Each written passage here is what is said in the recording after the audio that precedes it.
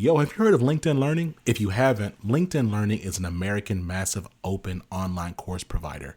It provides video courses taught by industry experts in a variety of subjects. Now, why am I sharing this? I'm sharing this because Living Corporate is in partnership with LinkedIn Learning to provide diversity, equity, and inclusion courses. Listen, if you're trying to be a better ally, you want to understand better diversity, equity, inclusion strategies, or you just want to learn how to be a better leader, you got to check out the courses on LinkedIn Learning. So check it out. You can do it one of two ways. You can click the link in the show notes, or you go to LinkedIn Learning and you search Living Corporate. Again, link in the show notes, or go to LinkedIn Learning and search Living Corporate. I'll see you over there.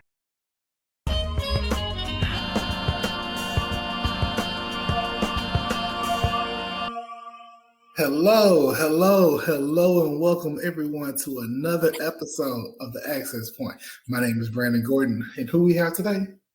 Julia Rock, your co-host. All right, Julia. And first of all, before we get into today's topic, let's talk more about Living Corporate and The Access Point. Living Corporate is a digital media network consultancy focused on workplace equity and inclusion. Living Corporate centers and amplifies Black and brown voices just as yourself in the workplace through digital media production and business-to-business consulting. The network offers a variety of programming, and tonight we're excited that you joined us for our latest installment of The Access Point. And Julia, what is The Access Point? So The Access Point is a weekly webinar focused on preparing Black and brown college students and early career professionals for the workforce by having the real nuanced talks they don't know that they need. And so we want to give you guys the unwritten rules, the hidden conversations, the things that you don't know that you need. We're trying to give that to you every single week. And so I'm excited for us to reconnect this week because I think last week we had a really good conversation with Caleb Yates about, especially when you're coming out of school and trying to find a job. And so it was really kind of that core audience that we talked to, and really trying to help give them some insight around, how do you actually get a job around, when you come out of school and you don't have any experience, because that's tough for a lot of college students, honestly. It is very. And so what types of skills does a person need when they're getting out of college, right? Just not on the sense of like, what is your degree for, but what are everyday skills that somebody needs when they're getting out of college, right? Yeah, and it's funny you mentioned that because, as you know, I coach athletes, student athletes, and then pro athletes at the basketball players, and a lot of them don't have professional kind of work experience, but they don't realize that they have a wealth of skills that are still transferable to the workplace. And so some of these skills are things like time management, leadership, being able to prioritize, effective communication skills. Because when you're in college, you have to do team presentations, you have to do team projects where you have to deliver to your teachers, or you're doing a case competition. So you're able to develop effective presentation and communication skills. Those are required for a lot of jobs in the marketplace. The same thing goes for leadership, right? Like if you're leading a team project or you're leading efforts on campus, you're part of a sorority or fraternity or a volunteer organization, you've developed leadership skills. And so there's a variety of skills, honestly, that even if you don't have formal work experience, that are actually transferable to your, to a day job or to a job with a company out of school. So one thing I want to talk about, you brought up, I have stuff written down, so leadership skills and communication skills, right? So one thing I want to talk about really now in the 21st century, since everything is digital, those communication skills. So how can a person such as myself, right? Let's use myself as an example, develop those communication skills. One thing I like to answer my own questions, if you don't mind me. One thing I've learned is to actually talk to people, right? We live in a day and age where everything is convenient, where everything is digital. We can type it up on the phones and something's quick and easy, right? But you also have to realize that we're in a workplace with individuals that didn't come from the digital age. Like, you still work with baby boomers and Generation X. And so their mode of communication is talking. And so you always talk about having an open door policy. Well, that came from because we didn't have those quick and easy emails, those quick and easy text messages. You actually had to go to that person's office and talk to them, right? Mm-hmm. And sometimes those conversations may be comfortable and sometimes they're uncomfortable, but you still have to sit down with them and actually have that communication, right? So I thank you, Julie, as well. Like, what have you learned in your experiences for developing those communication skills? One of the things that has really worked well for me is thinking about what I want the person to get from what I'm saying. Because a lot of times you get miscommunication because you're saying one thing and the other person is interpreting it a different way. And sometimes how you deliver a message, how you say things, not just what you say, can change, the context or the interpretation. So a lot of times when it comes to me communicating, it's like, well, what do I want someone to get from this? Even if it's from an email to an IM that you send at work, to a presentation, a full-on presentation that I'm developing. If I'm interviewing a candidate, what is it that I want the person to get from what I'm saying? And that helps you to be more thoughtful in how you deliver messages. That helps you to be more thoughtful about, well, what do I say or how do I say this to make sure that something's not lost in translation? And it's important because you mentioned the digital age. When you think about digital communication, it's easy for things to get lost in translation because people can't necessarily hear your tone. They're just seeing what you wrote or seeing the slide that you put up, but they may not be able to hear, the actual intonation or get some additional context. So it's so important to think through what message or lesson or understanding you want somebody to get from your communication, especially in the digital age when things can get lost in translation.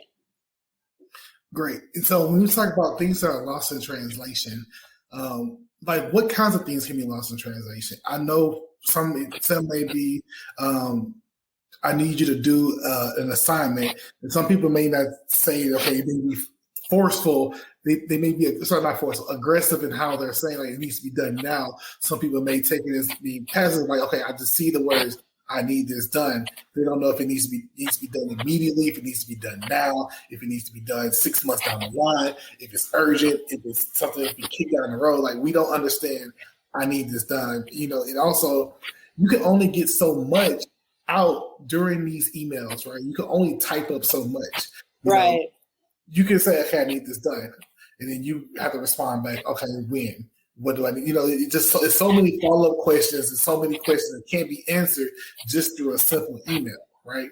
So you have to actually go to the person and talk to them and see what it is and actually have that dialogue. What you really understand is, and I know we're focusing more on, career-wise, not really talking about the skills, but these can help you as well. Talking to people, right, you really get an understanding of how they operate, number one, and number two, how to effectively communicate with that person, right? Yes. Some people may be the small talk person. Some people may just be, I want to talk to you every now and again just to check up on you. Some people just like to have casual conversation, right? Just to really get to know you. And when you really understand how that particular individual communicates, you then know how to get your point across through their receptive mode of communication. Exactly. And I think we may have touched on this last week with Caleb, but I could be blending conversations. But one of the most important relationships you have at work is with your supervisor. And that's where communication is truly, truly important because you have to understand how to communicate with your supervisor so that you can understand their expectations of you and that you can share your expectations of them and things don't get lost, in translation. Right. And so so the idea is, that communication and understanding how someone communicates, how they get messages across is so, so, so important. And especially when it comes to someone like your supervisor, because if you understand their communication style, you understand how they share information or their expectations, because, for example, Some managers are more detailed than others. And so if they ask you a question, you giving them a one-line response in an email is not sufficient. Whereas other managers are like, hey, just give me the broad brush. I don't need, or the broad strokes. I don't need all the detail. And for them, a 1 or 2 line email is sufficient. So again, it's learning people's communication styles that can go a long way, not just in delivering presentations, but also, like I said, in developing relationships with your supervisors at work, developing relationships with your peers. And so if you're able to do that in school and show that, hey, whether it's the projects that you worked on or the fraternity or sorority you were part of or the volunteer work that you were doing, you were able to develop those effective communication skills. That's something that you can leverage when you're applying for a job and showing, hey, I've got these skills that can be applicable to this role as well. Yeah. And so one thing I've learned is just in life, when I was talking to people and said, why are you in these different organizations and holding these many positions? Why are you, and you're in college as well, you're very tired, but at the same time, they're developing skills to balance their time. They're developing skills to communicate with people, because different people have different communication skills. So you know how to talk to different pockets of people, right? So because if you're just centered just on one thing, you're not able to talk to a variety of groups of people, right? Because we're like a broad individuals. We talk to individuals that of our same hue. But when you get to the workplace, we don't have, most of us are sometimes, well, not most of us, sometimes we don't have the ability to talk to other races, right? And we just have to get in the habit of talking to different people just to understand, like, there's people out there that are different than me. I have to learn how to communicate with them, because they also haven't interacted with somebody that looks like me and acts like me. So they actually have to learn and understand themselves as well. The more you're able to communicate and talk to them, the more that you're able to understand, right? And it's just over time, we Black people have been included in the workforce, which is a very positive thing. But people that didn't look like us, we were always excluded from the workforce. So when people like us get into the workforce, they have to learn and communicate, but sometimes they don't want to, right? Right. Because that's just how it's always been. I haven't had to work with Black people. I haven't had to work with women. That's just their thing, and people try so hard to keep us away from these types of things. But it's becoming, we see it all the time. We see it every day, that the more that people intermingle and talk and communicate, right, we're able to learn and understand each other. And that's really what it's about, just learning and understanding each other. Now, Julia, you brought up another. Just one other thing I want to add. It when you can learn and understand each other, that's where ideas come from, right? That's where ideas come from. That's where innovation comes from. When different people from different walks of life, different backgrounds, different experiences, they come together and can communicate effectively with one another. That's where the best ideas come from. And so going back to understanding how to communicate with people effectively, and understanding how to engage and how to share ideas in a way that's meaningful, that things don't get lost in translation.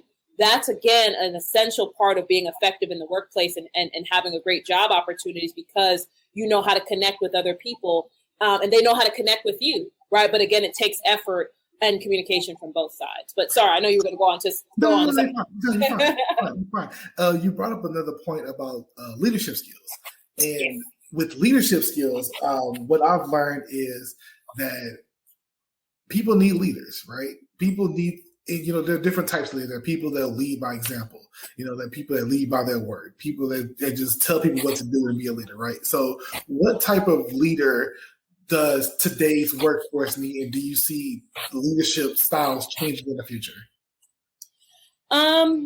So I think today the leadership has changed or has had to change a lot, especially in light of COVID, because at this point in the workplace, it can't just be I am leader, hear me roar type of thing, as it used to be, like my word is law, just get over it.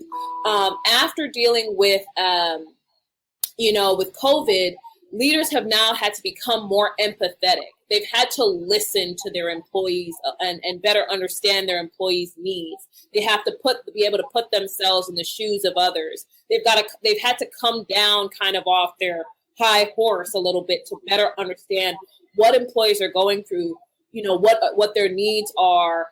Because we're seeing people leaving companies in droves. And at this point, employees have the power. They don't have to sit. There are jobs everywhere. There are jobs aplenty. And so you can leave a company for remote work or flexibility. You can leave a company for more money. You can leave a company for perks and other benefits. So leaders have had to really take a step back and say, I can't push my leadership style on other people. I need to understand what my people need from me as a leader, whether it's that they need motivation, they need inspiration, they need empathy, they need understanding. And then I need to incorporate that and demonstrate that, but not just me as a leader, but also if I have leaders working for me, helping the leaders to get those skills. So leadership has changed, from what I think about the company I work for now, and listening to the conversations of our leadership teams, they're very different from what I heard when I first joined the company. A lot of, when I first joined the company, it was like, well, we have to do this because the boss says so. We just have to get it done. And now it's more so of, well, why are we doing this? How is this making our employees feel? Does this make sense? How is it impacting employees, whether it's mental health, their ability to be flexible with their families? How is it impacting their career development? So there's different conversations that are happening now because employees have the power and they're walking out the door, and leaders have to just more actively listen. Yes, absolutely. And when these students want to show their leadership right on their resume, right? How can they portray their leadership skills on paper, right? So I use myself as an example. I was in fraternity, Phi Beta Sigma fraternity incorporated, and one thing I put on my resume was I actually put stuff in high school that I've done, right? Because I didn't have any really engineering experience, so I had to show that what other skills that I did. So I put everything from high school. I was in the Beta Club, BETA, the Beta Club. And it was a community service organization. I was the vice president there. National Honor Society, I was the vice president there. When I got to college, I was a secretary in the American Institute of Chemical Engineers. I was in NASB. I joined my fraternity. I was the membership intake chair. I was the second vice president. I was community service chair, the dean of membership intake. And I showed all these leadership skills to let them know, hey, number one, I'm well-rounded. I work in the community. And these are the types of positions that I held while I was in these organizations, right? So let's people know that I'm able to talk to different people in different roles and different types of environments and really show them, hey, not only show my leadership skills, but show them that these are the results of me being a leader. And right. that's really what it comes down to. Yes, you did this, but I did community service chair. I told them, hey, I got this many. My organization got an award for most community service hours that year, right? When I was a chair, when I was membership intake chair, my pledgees, they learned these types of things. They scored this, and they were able to recruit more individuals for our fraternity. When I was doing my senior project, we got an A in the course both semesters. Well, how do we do that? I planned to organize this. I did this. I showed them my entire binder of my project to show, hey, this is what I've been working on, right? And I showed them, because of me being a leader, these are what the comments said from our people that reviewed our project, right? So it really shows, if you have a track record of your leadership skills, it really shows those individuals like, hey, I need this person because this person can be the one to lead me to where I want to go next, right? Right, and if we think about leadership, right, in the workplace and what they want to see. So, like you said, you were able to demonstrate, hey, whether it was your community or whether it was your fraternity, because they're looking because especially when you're first starting out, they're not necessarily looking for you to lead a division. What they're looking for is somebody who is a self-starter, who takes initiative. someone who can coordinate, someone who has a certain level of maturity, who doesn't have to be told certain things. So your leadership, it serves a particular type of purpose. So, when you're first starting out in your career. And so the more, I guess, different context through which you can show your leadership. So perhaps you led in one way at your fraternity in terms of, leading a committee. And then in another situation, you led a project or you were doing something for a case competition. Perhaps you were still leading, but you had to do different skills. You were required to do different things. So it's not just leadership by itself saying, okay, I can lead a group of people, but what did it take out of you? What results did you deliver because you were leading? What skills did you exhibit as you were leading this activity? So I think, that's when you think about leadership, it's not just a single term. It's about what came along with that leadership and your ability to coordinate or to corral people around a certain objective. Or to get a certain level of results. And all of that you can show on your resume if you have special projects or things like that. No, I do have a question, right? And I know it's kind of it's a question that may take some research on. We have to research later, but how can one person, like I'm gonna use myself as an example again, right? If I don't have leadership skills, right? If I'm nervous about something, if I really don't have the initiative to talk to people and have that charisma to have people follow me, right? How can I gain that experience to become a leader? Where can I learn to become a leader? So, you learn to become a leader right where you are with the opportunities that are in front of you. So, for example, let's say that, leading at school, like leading a project may be too big for you. The question is, are you involved in any sort of volunteer activity with a smaller group of people? Perhaps it's a church activity. Perhaps it's a small community center. Are there other things where you're not in school and you have to lead? Another thought is leadership can take on different forms. Leadership doesn't necessarily mean I'm the front person who's speaking on behalf of everyone. You may be able to just say, hey guys, I will take the lead on collecting all of this research and putting it together so that everyone can access it. So again, you're willing to take on a certain role. So again, you're not necessarily the person to be the front person, but you're willing to take a certain level of initiative to say, I'm willing to take on a certain level of responsibility. So it's also not putting pressure on yourself to say leadership means I have to be the front person. Leadership means being willing to take this step forward and take a step out and saying, I'm willing to do this. Because then when people see that behavior from you, it's a natural they're willing to follow you because you're showing, hey, I have the ability to say, I'm going to take the initiative to take care of this. So that we're not sitting there amongst ourselves of who's going to do the research. Is Brandon going to do it? Is Julie going to do it? I don't know who's doing it. If you're the person who says, hey, guess what, guys? I'll just take this piece of research and now prepare it for everyone. Then it's like, okay, then you develop that kind of leadership and following relationship without necessarily saying, I'm the front person, spokesperson, I'm the leader of the group. So there's different opportunities for you to take on leadership that I think people have to think more holistically about, especially if, like you said, if they're not ready to take on kind of that front-facing, in front of everyone type of leadership role. Okay. All right. Absolutely. I love it. And I do have one thing I want to bring up as well, right? So we talked about the skills aspect, we talked about the leadership, and we talked about communication. But how to land the job, right? How to get the job, how to we're college, we're all college kids, right? We want to get the job, right? Yes. Where do we go to go get the job, right? So I'm looking at, I'm looking at internships, right? I have my sister-in-law. She graduated from Prairie View, in chemical engineering degree. I have a cousin that graduated as well with an architecture degree. And I tell them, right, apply for a job. Try to apply for at least 2 to 3 a week until your eyes bleed, right? And I tell, I was in a position where I was unemployed for a year, right? So I was applying for jobs 2 or 3 times a week for a year.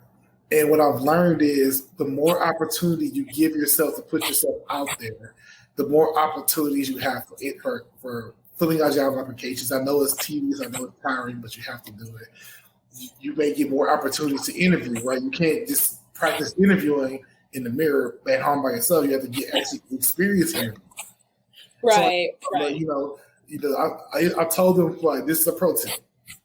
I told them make an Excel sheet and write down the job that you applied for, the date that you applied for, and the results of when you got it back, right?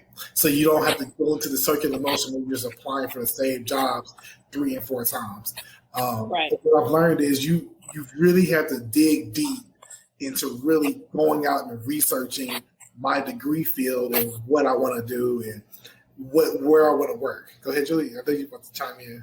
No. So one of the things that I was going to say, because you mentioned about research, one of the things that's important is when you're selecting a field and you're selecting a major, you should already be looking for jobs. So the idea that you're waiting until you graduate to now say, well, what jobs are available in my field? Like, that's something that you should be thinking about in the selection process of your major. That's how you end up avoiding getting a major that doesn't have a real job opportunity when you graduate. And so the research is important, but then also in terms of where you go look for jobs, a lot of schools, they offer career fairs that are sponsored by their career services centers or sponsored by on-campus art organizations, like student professional organizations. They have career fairs. There are national career fairs for college students. Certain companies, they have career fairs that are open to the public. So, and I mean, a lot of them are virtual now due to COVID, but I think some of them are starting to come back in person because everyone's like, we outside. And so going to career fairs, going to get internships, asking your career services center, because a lot of these universities, they have relationships with employers. And so if you're like, hey, I'm seeking to get an internship or a co-op or a full-time job, leverage the career services center and the relationships that they've worked really hard to build, because again, they want to show the statistics that the school has a high placement rate. It's fun to say, oh, we have a 99% graduation rate, but if only 20% of the people are getting jobs after graduating, that's not really great. So leverage your career services center and the opportunities that they may provide as well. Yeah, absolutely. So, and it is really important, right? We talk about getting the career, getting the internships, right? You'll be surprised, right? I know there's some jobs that may say you need internship. I've had experience where they say you need internship experience to get internship experience, right? I've ran into those types of people before, right? But learning these types of skills, they know. These companies hire you for jobs, right? They know that you don't have any experience whatsoever. They know this. You should be comfortable with yourself to know this as well. Don't BS them. Just go in there, be yourself, talk about your leadership skills. There's a few things I want to bring back, right? We talked about have leadership skills, develop communication, gain experience in your career, right? Develop those soft skills that we're talking about. They know you don't have these types of things, right? We know you don't have these types of things, but we're trying to give you the upper hand and give you the advantage over people who are practicing these types of things, who are cultivating these types of things, who are working on these things every day, right? We're giving you these types of information to where you can bring these to yourself and really better yourself in the career path that you want to go to. And absolutely. And go ahead. No, I'm just going to say, when it comes to your career, the idea is that when you're starting out, you're not going to have the hard technical skills of the field. You only have the book stuff, and the companies know that. But they can teach you the hard stuff that's at the job when you get an entry level position. What they're trying to see if you have the soft skills that they need for you to be a solid employee in the organization, someone who's going to add value, because they can teach you this stuff. So demonstrating the communication, the leadership, the interpersonal skills, the ability to be coachable, the self-starter and initiative. Demonstrating those skills on your resume will allow you to get in the door because they know that you don't have all of the hard skills already. They know that, but you do want to try to at least get an internship if you can, because it does make that conversation for full-time jobs a lot easier. Yeah, absolutely. So if you don't take anything from this, right? If you do, of course, we want to make sure you get all the tidbits and stuff, right? Please take all this, share this with your friends, share this with everyone that you come in contact with. Hey, you have a hard time getting a job, listen to the Access Point. We're dropping jewels, right? So the jewels that we want to drop today are develop your leadership skills, right? Develop great communication skills, and do your best to apply for internships and jobs. And don't learn anything else from today's show. These are the things that will at least get you prepared for starting out your career, learning your career, and getting you to the position where you want to be. And with that being said, Julia, we had an excellent show. I don't know about you, but I feel that we had an excellent show.